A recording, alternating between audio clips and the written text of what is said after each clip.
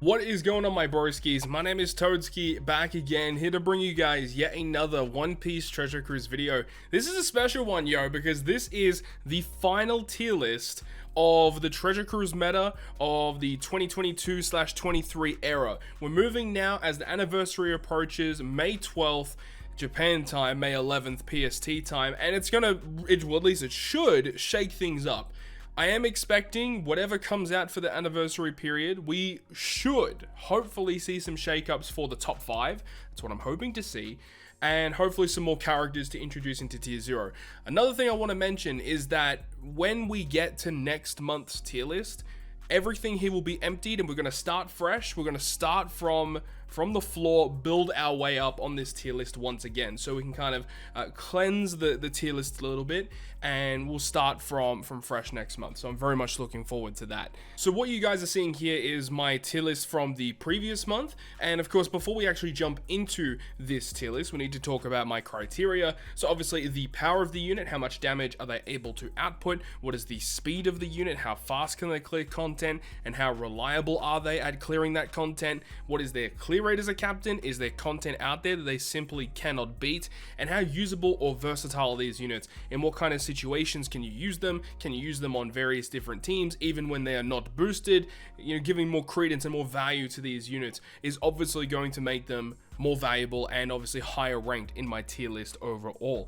So of course we do have a couple of new units to add to this tier list this month. We've got the brand new Legend Bonnie, we have the brand new introduction of 6+ Bato and Cavendish, as well as the new legend Super Tandem Jack, V2 Jack. So we'll touch up on those units in a little bit.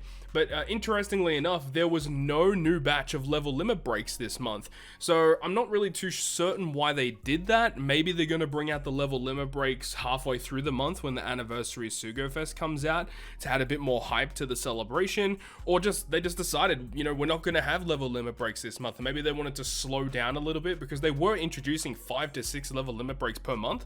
So maybe they just want to slow it down and then bring us back, potentially next month. We'll have to wait and see. But either way, let's go ahead and start things off with the bottom tier, tier 5. Now, are there any units here that I believe deserve to drop or deserve to move? I think page 1 is terrible, to be honest. I've had him since his release, or like a month after his release, and I haven't really found a place where I felt like page 1 was actually good, to be honest. Everything else here, it's not super amazing stuff, but it's units that you can use in content. I mean, to be honest, there's a lot of units you can use just in this list that aren't even on the tier list itself. You could use Super Type Snake Man to clear content for sure, but would you really want to do that? Probably not, right? But either way, I mean, there's nothing too much here that I would say needs to be buffed. In terms of tier 4, Who's Who probably doesn't deserve to be that high. I kind of want to put him relatively low. He is a speed farm captain, which is something you do have to give credit to, but I mean, Who's just pretty bad as a unit, to be honest. Kaido versus Big Mom, move them down a little bit. Black Maria, not as good. Sabo, Jack. I mean, Jack with his level limit break obviously is actually pretty strong. Nami, and then you obviously got Corazon as well. But moving on to tier 3, we've got Apu there as well. I don't have Apu yet, so I haven't had an opportunity to use him. I feel like leaving him in this position is pretty fair for now. Looking at this list, I do think Vivi kind of deserves to be a bit higher than what she currently is. I mean, she does boost Free Spirit and Cerebral, and she got a good special still, good support too. That's another thing about Reiju, her support is still pretty solid overall. The Halloween Hybrid, still a big fan of those units. You got Sanji, you got the Straw Hat Crew, Super Tandem Sengoku. I kind of want to bump him down, to be honest. Maybe just above Sasaki. There's not a lot of places where Super Tandem Sengoku gets time to shine. It is unfortunate that he's built in such a way where his special only works if A, you have one of every color on your team, or B, you have a full side team. And the benefits that you get out of being in a full side team with his special, they pale in comparison to what you get if you have one of every color. The design choices behind Super Tandem Sengoku make 0 sense, and he definitely deserves a level limit break. Surprisingly enough, he actually deserves a level limit break to make him more modern, because he just isn't. If you get everything to work perfectly, he is actually a really fun unit to use, but he's just very, very annoying to use and build for, really. But that Super Tandem effect, I must say, his Super Tandem ability is actually very, very strong. As for the rest of the units here, like Legend Kara and also Frankie being kind of like the gatekeepers of tier 3, I feel pretty comfortable with that. Like Douglas Bullet, still very good. I mean, this Luffy, including his base 6-star form, the gear change Luffy, we made a showcase video with him throughout the last month, and he's actually a lot of fun to use. He's very strong. And to be honest, I want to put him a little bit above this Blackbeard. This Blackbeard's pretty good, but I do think this Luffy's a lot more fun to use. But we move on up to tier 2. And this is where we start to get to the more powerful units now. To be honest, Whitebeard probably deserves to get bumped down. I kind of want to put him probably a little bit above Super Tandem Sengoku. Again, just terrible design decisions. Some of these characters that come out at the end of each month, sometimes they hit absolute bangers, right? Like, I mean, looking back at it, I do think Super Tandem Big Mom, as much crap as she got on release, I actually think she's a pretty well-designed unit. But then you got characters like, this Whitebeard and this Sengoku. It doesn't really make a lot of sense why they made these units the way they did, honestly. It just doesn't. I mean, specifically Whitebeard with his design choices. The fact that he's an end-of-turn damage dealing captain, but he doesn't have cooldown reduction, kind of like V1 Kaido. I mean, like V1 Kaido, I'd say is still a worse unit overall, because if you think about it just in terms of high difficulty content, you're not going to be using V1 Kaido. He's a 4x captain. Yes, you could hybrid up in a way, but it's just not something that you would really want to do. And yes, you can say, he does clear a lot of easy content, back in the day, but Whitebeard, he does have a really powerful special, and you cannot take that away from him. His special ability is pretty absurd. As for the rest of the characters here, due to the recent buffs to Driven, I do think Capone Crew deserves to go up a lot higher. Obviously a lot of the Driven stuff recently, they've been really forcing Driven to all the players, and the Driven units have been very good. And Capone Crew has been very, very nice. He was super key in the recent Kizuna clash for like the one team versus all squads. Super good unit. We got Doflamingo, who I think probably sees a bit more play than Kinemon Denjiro. The Jinbei, I want this Jinbei to be good, but there just aren't too many situations where you need to use him. He's just a really odd unit to use. But he has a cool effect, which is cool. The unique effect to negate damage once per quest, which is cool.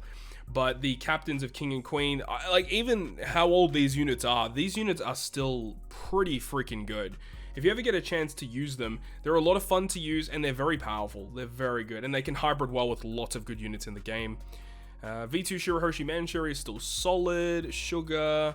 Super Tandem Big Mom, as I said, I actually rate this character a lot higher than I previously had thought. Doflamingo as well was very key in the recent Kizuna Clash stuff.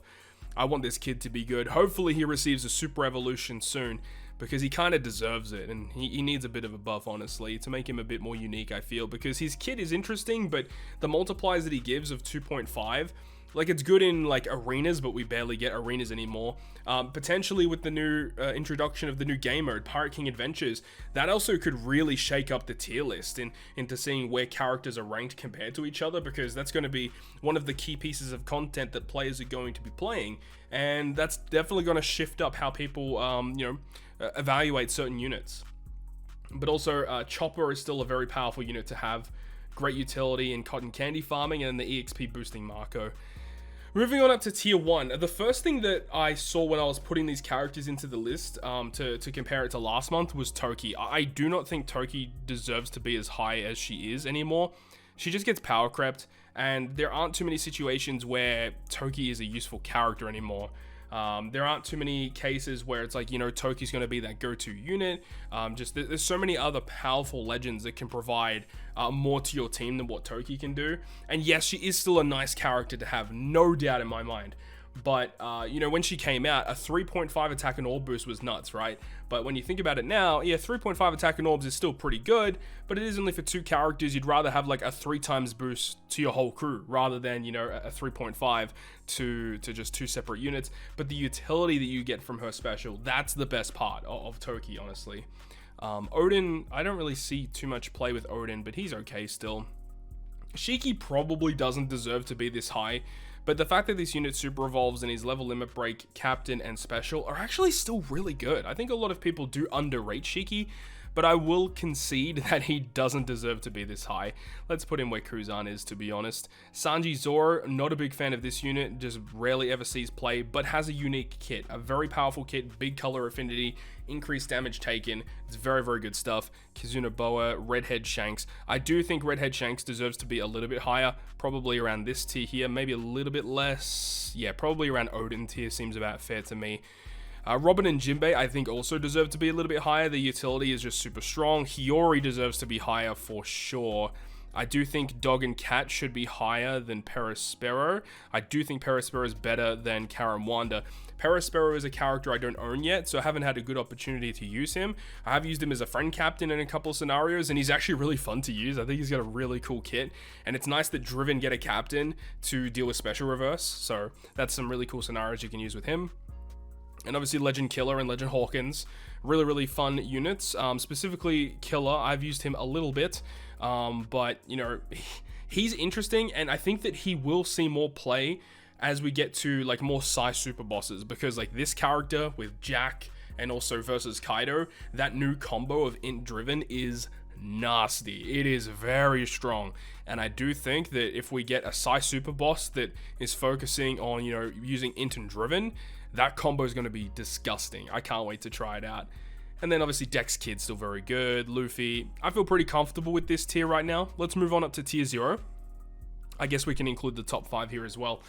And this is a bit of a rough one because, you know, the past month it was so focused on Driven that Legend Nami, even Uta, you know, didn't really see that much play. But I do think that those units are still the top 2 best units in the game.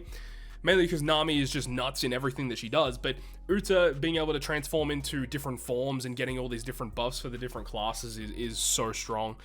Luffy crew was actually still very good this month, still really good in a lot of different pieces of content. Super Tandem Luffy probably wasn't as useful as he had been previously. I do think I want to put him down. I want to put Roger Whitebeard up a little bit, I think. I want to put Roger Whitebeard in the tier above. I think that this unit is still just incredible and used in a lot of scenarios. The fact that he can synergize so well with the other striker and slasher characters in the game is so good. And I mean, the super swap is just nuts and it works well with so many different units. And Roger and Whitebeard actually have a couple okay supports as well, which is something that a lot of people do forget about. But I really love Cat Dog, and it's taking a lot for me to not put Cat Dog in top 5, which is so crazy to say, but I do think that Cat Dog are incredibly close to being top 5. Like, it's kind of funny, but I really hope that the new anniversary legends that inevitably come for Annie are actually super good and can kind of shake things up. As for the rest of this tier, I think that Yamato and Ace are still pretty fair position. I think Law is still good. I want to put him above Shanks because I do use Law a lot more than I use the Shanks. And then, of course, with all the more driven stuff, I do like a lot what Kid was doing. I kind of want to put him a little bit above the Luffy. I feel comfortable leaving Ace and Sabo relatively close to each other. I think this quick Luffy is actually getting up there. I think this unit is so much fun to use. Not only does he have some of the best animations in the game, but the actual kit of this unit, like, it's very basic, but it's good. He's just a good ass unit, yo. Then we've got Sabo and Ace. Honestly, this unit should be a lot higher. I kind of want to put them like up here. Their utility, good special, decent captain still. The utility in their captain is a big thing too. A lot of people do forget about removing Despair and Special Bind. And then finally K-Dad. I think K-Dad get carried hard because of their final tap, but the fact that they're mono slasher, at least in their captain, is like so mono slasher focused, that is a big thing. But you can still use them as a sub, and I believe their special is slasher and free spirit focused, so that is a cool thing at least. I guess it's reasonable to leave them there. I feel comfortable with that. But with that, we do need to add the new units into the tier list. Actually, now that I'm looking at it, I don't know why Smoothie is here. I think Smoothie is actually a very good unit, and her utility and her special is actually super good. I want to put her in, honestly, like tier 2, to be honest. She's really good. Anyways, new units. We got Legend Bonnie. So Legend Bonnie, I think she has, or she might have, one of the best super type specials in the game. Is she super class or is she super type? Either way, the effect to get a full board of recovery slots and a 2.75 chain boundary is wild. Like, that is super good. And then her special providing color affinity, increased damage taken, and then also amplifying recovery slots to make them just more powerful. I guess the only real drawback is the fact that her captain is psi focused and fighter focused. That, I suppose, is the drawback, is that they didn't even decide to give her free spirit, right? She's a fighter free spirit, but her captain doesn't boost free spirit. And I feel like that's not a terrible option, because they kind of want to balance out the classes a bit more, because, you know, fighter free spirit is such a common combination, and, you know, it just basically makes free spirit in and of itself the best class. But, you know, fighters, they haven't received a lot of good buffs in a really long time. So I do like the fact that this is kind of like a pseudo buff for fighters specifically. I want to put her maybe just above Boa Hancock. I think Bonnie is a good unit, and I think that she may have some uses in like int super bosses, for example, because she kind of like replaces what Yamato can do, where Yamato can give you Wano slots, and then like Bonnie can amplify the effects of recovery slots to become 2.25 multipliers. And then also Yamato applies increased damage taken, and then Bonnie can also apply increased damage taken. And a lot of the time in int super bosses, the enemy will allow you to apply increased damage taken due to Yamato being a unit. So I guess like Bonnie could be a pseudo way to replace Yamato, whilst you got to think, right, that Bonnie provides a huge color affinity boost. So it does everything that Yamato does, but also does a color affinity boost. Now, we'll say that the increased damage taken and the slots obviously are better with Yamato, but this unit can do that huge color affinity buff to the crew. So this could be a way to kind of power creep Yamato in terms of damage potential on a side team. The next unit we have is Bato and Cavendish, so another dual unit receiving their super evolution. And this was, you know, another really good unit to bring Driven some more support. The only real thing that I don't like about Bato and Cavendish is that they are solely focused on Driven, and that kind of does hurt the unit a little bit.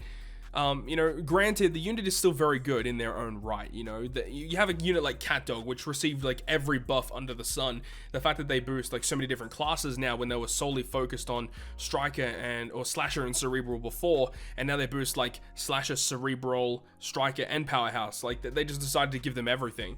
But then, like, you know, character like Shank's crew didn't receive a lot of amazing buffs, and then Bato and Cavendish, they did get good buffs, but they're still solely focused on Driven. So not as good as CatDog, obviously. I do think that the character is still pretty solid though, and especially at level Limit Break 5, this is a unit that is probably going to see some play moving forward into the future. Currently, I do think that it is better than Bonnie as a unit. I think that it's probably under Killer. I think Killer is probably still a little bit more powerful. But the fact is that, you know, Bato and Cavendish can provide color affinity, attack boost, and then obviously the really new buff, the percent damage reduction based attack boost, which is not really something to sleep on. It is difficult to get it to launch with him. You do need another character on your crew to apply a damage reduction effect, but it's still really cool. And I think Bato and Cavendish are a really fun unit to use, and looking forward to using them more in the future. And then the final character that we'll talk about in this video is going to be V2 Super Tandem Jack. Now, initially when I read Jack, I thought he was pretty underwhelming, but then after thinking about it more, and then people were kind of brainstorming in ways you could utilize this character, I think this character is going to be a super sleeper legend. I think this character is a tier 0. I think this unit is very good. The only thing that I don't like about him is just his captain effect. His captain effect just doesn't do a lot. And I talked about it on the Good, Great, Perfect podcast, that if you just hypothetically in this scenario, imagine every character had the same attack multiplier as a captain, Jack is a bad captain, right? Because a lot of captains these days are able to reach 5 times multipliers, or a 5.4, 5.25, 5.5, whatever it is. That's not anything new. So if you just take the multiply out of it, what does the captain do? -1 cooldown, okay. What does he do? Strength, int, and tandem slots are matching for the units that he boosts, okay. And then if there's a debuff on the enemy side of the field, you get slightly higher multipliers. That's all he does. His captain ability isn't good. His superclass is very interesting though, being able to reduce defense to 0, and then a 2 times increased damage taken to the enemy. So that is very powerful, and you have to respect the superclass special, but obviously it's just the raw special of this unit. That's the big draw. The utility, bind, attack down, and another debuff. It remembers 3 debuffs by like 6 turns. the resistance down to the enemy is the big thing. Like the 30% driven and striker resistance is massive, and the fact that versus Kaido, and then obviously you've got the new Legend Killer that came out, who is also, all those units are all driven and striker. And then of course he has his super tandem, which can inflict defense down through status effects. And that's really cool with this killer, because his super type special allows you to get a defense down conditional boost. So you got this guy for super type, this guy for super class for driven, and you got Kaido of course to get like the matching slots. You got a conditional boost that goes through immunity. You've got increased damage taken that goes through immunity as well with versus Kaido's versus effect. You've got the mass resistance down on the opponent. You've got a chain boundary effect, which I forgot to mention for Jack as well. Like Jack does so much and synergizes perfectly with versus Kaido, who I think is one of the better units in the game for sure. So all of that being said, the fact that he has great synergies and has just a good raw special that can be used in a lot of different scenarios, I think this unit is a top tier unit. I think a lot of people are going to sleep on him because it's a hybrid Jack. He does look goofy. We can all say that. We can all respect that. We understand that. But I think that the Jack is going to be a super good unit moving forward. And I really hope I can get him, because he looks like a lot of fun and I want to try him out for sure. But with that, that is going to conclude us here today for the tier list, moving into the final tier list of the 2022 into 2023 season. And starting next month, it's going to be big changes moving forward as we get to the anniversary, and hopefully we get a big shake up with some of the units that they're going to introduce, and hopefully we see another 1 or 2, maybe 3 super evolutions next month. I would love to see some more super evolutions for some of these units, and hopefully give some deserving buffs to some of the units that you see in this tier list here. But that is going to wrap it up from me. Thank you so much for watching, and if you guys did enjoy it, make sure to go ahead and leave a like.